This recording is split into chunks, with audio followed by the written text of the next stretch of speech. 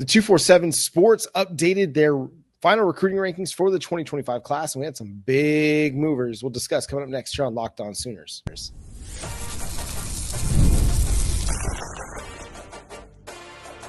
You are Locked On Sooners, your daily podcast on the Oklahoma Sooners. Part of the Locked On Podcast Network, your team every day. Again, thanks for making Locked On Sooners your first listen every single day. Shout out to all the everydayers out there. Tune in and subscribe to the show wherever you get your podcasts. We're free and available on all podcast platforms and on YouTube. So hit that subscribe button and that notification bell to let you know when new episodes drop. 247 Sports updated their 2025 recruiting rankings, and we got a new guy in the top spot of the offensive tackle rankings, and that's Michael Fasousi, who jumped to number 1 in the 2025 cycle. Jay? Of course, we're all excited at the fact that we got ourselves another 5-star plus player. Michael Fasousi is a 5-star on all of the recruiting sites, and he jumped up to the number 1 position for 247. Now, Ryan Fauger, the other offensive tackle we got, dropped to about 13th out of the top 10, which is okay. We can't complain too much, but he still finished in the top 100, John, and that gets me excited. We got 2 tackles, book-in guys that honestly are going to be something special when it comes to offensive line. I'm very high on Ryan Fauger. I was high on him as soon as we put the offer out there, and he committed, because it's funny, John, he came in initially as a 3-star. I remember making a video about him last February. I was actually out on vacation preparing to go out and about, and I was like, I got to make a video about this guy. I watched the film. I'm like, oh, there's something here, and I kind of see what Bill Bedenbaugh was looking at. I don't know what it is, but there's something special about the way he can move, the way he can run through people and all of that. And boom, he has flown up to number 13 in his position, number 70 on 247's composite. That shows you, or 247 is just picks in general, the way that their recruiting services look at it. So Ryan Fauger is one of those players that he's going to be able to shock a lot of people out there, him and Michael Fasousi.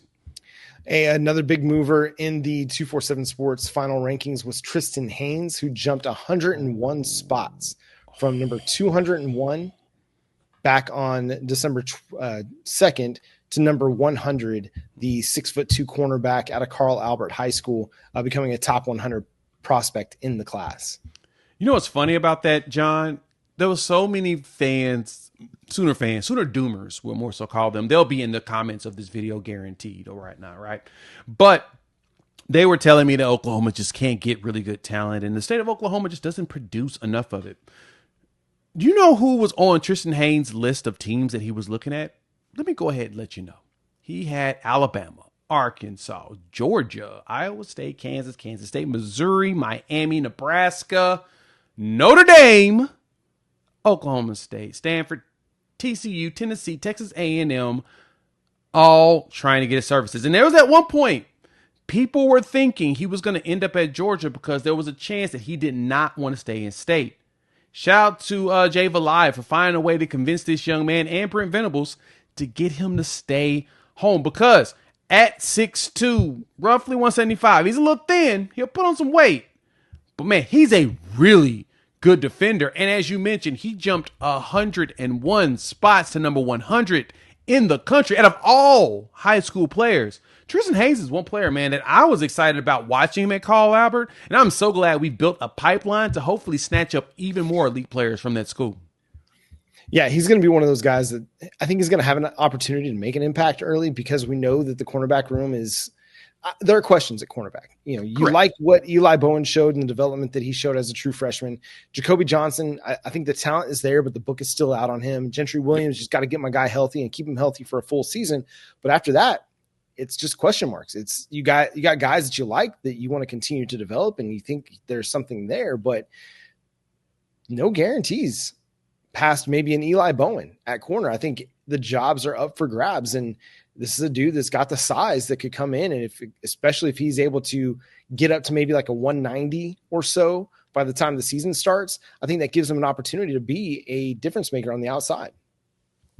Oh, and it's guaranteed that Schmitty's going to put that boy to work to where he can put on those weights. So we know that here in the spring, in the winter workouts, they're probably got him on a PB&J diet where he's taking about, 2 of those every 2 hours, put on a couple more pounds. But no, I know that Tristan's going to put in the work to get the strength and the size that he needs. But man, having a corner at that size and just with his instincts, I loved watching him play at Carl Albert when I would go to the games. He's someone that's going to be special. And then, of course, Elijah Thomas, good old E.T., balling out. He's 135 in the country, 5th at his position in college football at wide receiver. Just the fact that we were able to pull this much talent from the state of Oklahoma is huge. So you add him, C.J. Nixon, who's another Oklahoma player who is 17th in the country in his position at edge. We put together a solid class of players without trying to get every single great one out there. Well, great one based upon rankings, because truth be told, we've seen 5 stars bust. We've seen 4 stars bust. We just need to see them produce on the field. And as long as they show us the work ethic that we need in order to be productive here in the SEC, yeah, we're going to be good. I think we're going to be good for real.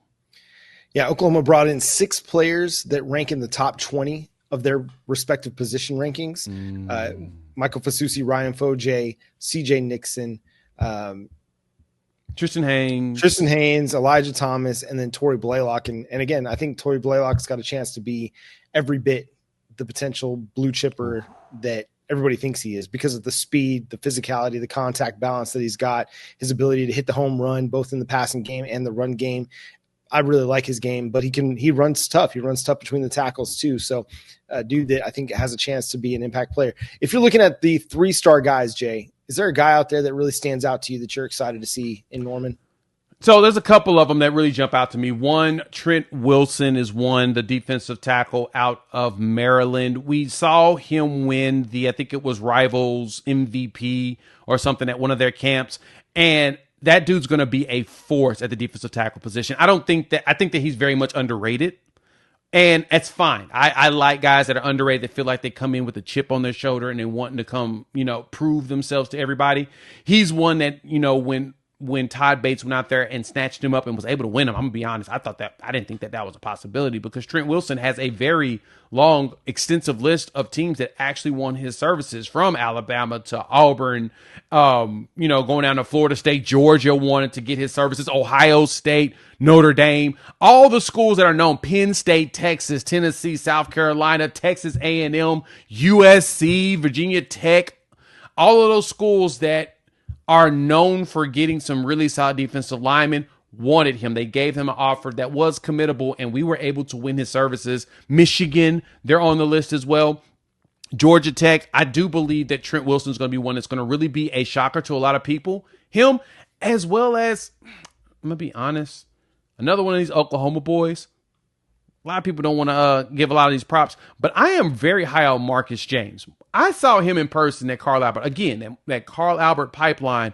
He's a legitimate 6'3", 220-pound dude. He's huge. When I saw him playing out there at tight end and then back at linebacker, I'm like, is he really a high schooler? I had to ask my son that. I'm like, son, is he? He's like, no. I've seen him in classes. Like, you sure? Because I feel like this dude is somehow like moonlighting from like a tech school, or he's in like the military, because he's a legitimate big dude. And so if you can refine his skill set, he's got enough speed, just get him a little bit faster, but get his technique down. John, I think Marcus James could be one that's going to shock everybody. I'm really looking forward to seeing what they do with Darius Afalava. You can't teach the size. Already, 6'3", 6'4", 320, according to 247 Sports. 6'5", 320, yes. So 6'5". Sorry, Darius, for shortening a little bit. Okay. That's big, man. He's a big dude that moves really, really well, and you need that. You need that size. You need that strength. And call me biased a little bit, but I like a little Utah Polynesian pipeline thing that they got going on there. Those guys just play physical. They just play tough. So I'm excited to see what Bill Bedenbaugh is able to do with him. I know, you look at the 3-star and you think, okay, what's he going to be? What's he going to become? But again, another guy that had a ton of offers: Washington, Utah, Michigan State, UCLA, Arizona State, Arkansas, LSU, Michigan, Nebraska, Ole Miss, Oregon, Tennessee, Texas A&M. So notable offers for that kid. Where did Oklahoma end up in the 247 Sports team recruiting rankings? It might be a little bit misleading about how strong this class is. Let's discuss coming up next here on Locked On Sooner.